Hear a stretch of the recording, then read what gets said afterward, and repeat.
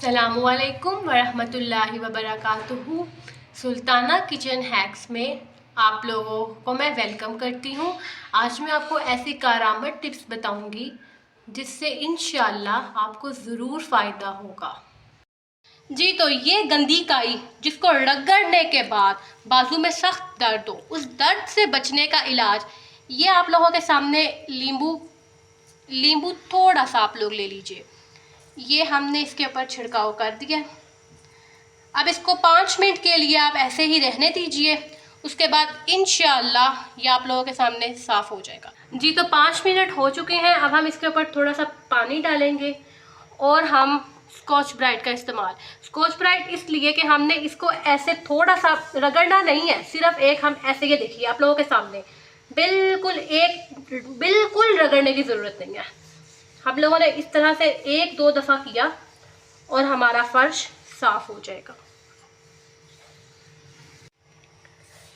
तो ये देखिए माशाअल्लाह अल्हम्दुलिल्लाह हमारा ये सब कुछ साफ हो चुका है। बिल्कुल हमारा फर्श पहले की तरह नीट एंड क्लीन हो चुका है। बिल्कुल रगड़ना नहीं है, ज़ोर से मारने का मकसद ये है कि ये हमारा सारा साफ हो जाए, ठीक है। और ज़ोर से मारना और रगड़ने में डिफरेंस आपको पता है।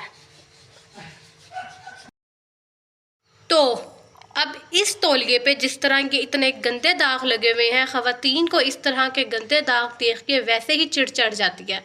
और मशीन में धोना, पहले गर्म पानी करो, फिर मशीन में डालो, फिर उसके बाद मशीन को चलाओ। कम से कम 2 चक्कर तो इस दाग के लिए लगेंगे ही लगेंगे। और इतने में बिजली का बिल जितना ज़ाया होगा, और फिर शोहर और बीवी की लड़ाई वो अलहदा, क्योंकि बिजली के बिल आजकल आपको पता है इतने ज़्यादा आ रहे हैं कि हम जैसे गरीब लोग तो अफोर्ड नहीं कर सकते। तो इसीलिए आज मेरे टिप नंबर 2 ये है कि बग़ैर मशीन को इस्तेमाल किए ग्लिसरीन और ठंडे पानी के साथ इस दाग को आपके सामने लाइव साफ़ करके दिखाऊंगी। तो मेरी वीडियो के साथ बने रहिए और इस दाग को साफ़ होने तक का इंतज़ार कीजिए। अब हम इस दाग को सबसे पहले बिल्कुल ठंडा पानी जो होगा हम उसमें साफ़ करने की कोशिश करेंगे। हमने ये बिल्कुल अपने इस तौलिए को कर लिया है वॉश ठंडे पानी के अंदर। अब हम इस पर ग्लिसरीन का अप्लाई करेंगे और इंशाअल्लाह आपके सामने ये दाग साफ़ हो जाएगा। तो ये आप लोगों ने ग्लिसरीन को अच्छे तरीके के साथ स्प्रेड करना है। कोई भी जगह नहीं रहनी चाहिए जहाँ पे आपको ऐसा लगे कि बच्चे से या किसी बड़े से दाग लग गया। ये दाग ज़रूरी नहीं है कि चाय का ही हो, दूध का ही हो। ये दाग आपके सालन का भी हो सकता है, ठीक है, आपकी किसी भी चीज़ का, कीचड़ का भी हो सकता है। आजकल जैसे कि बारिशें होने वाली हैं इंशाअल्लाह, और उन बारिशों की वजह से जब बच्चे बड़े घर से बाहर जाते हैं तो कीचड़ का निशान हमारी अक्सर शलवारों पे, कमीज़ों पे नज़र आते हैं। तो उन सब का भी इलाज इस ग्लिसरीन से ही होगा। देखिए ये आप लोगों के सामने बिल्कुल हल्का और बिल्कुल ख़त्म होने के बराबर ये निशान रह गए। अब हम बस सिर्फ उतनी देर तक ही इनको रगड़ेंगे जब तक कि हमें ये बिल्कुल ख़त्म होते नज़र आएँ। थोड़ा सा हम इसकी रगड़ाई करेंगे हाथों के साथ ही। कोई ज़रूरत नहीं है आप लोगों को ब्रश का इस्तेमाल करने की और अपने आप को थकाने की।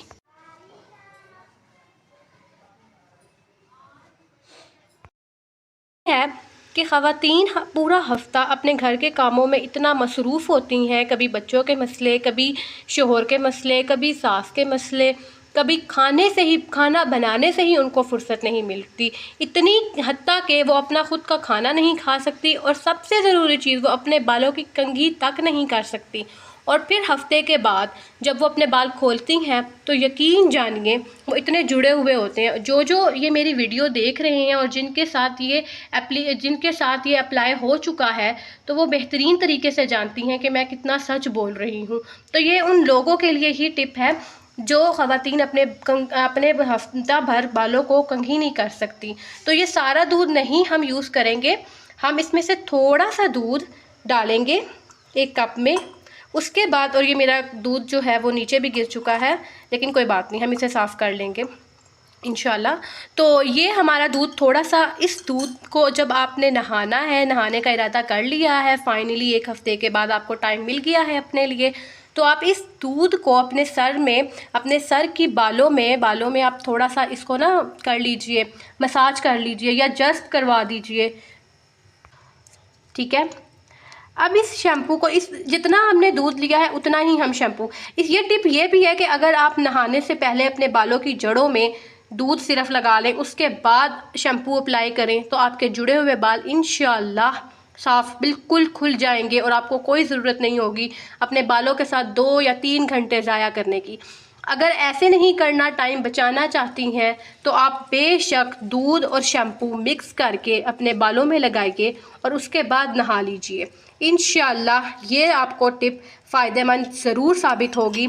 और देखिए कितनी ज़बरदस्त टिप है, ऐसा कभी आपने पहली बार ही सुना होगा कि दूध में शैम्पू मिलाना, इसका क्या मकसद है। तो आज आपको पता चल गया कि दूध में शैम्पू मिलाने का क्या मकसद है। तो नाज़रीन, ये थी मेरी आज की कुछ 3 टिप्स। उम्मीद करती हूँ कि आप लोगों को ये पसंद आई होंगी। मज़ीद वीडियोस देखने के लिए मेरे चैनल को सब्सक्राइब कीजिए और बेल आइकन को दबाना मत भूलिए।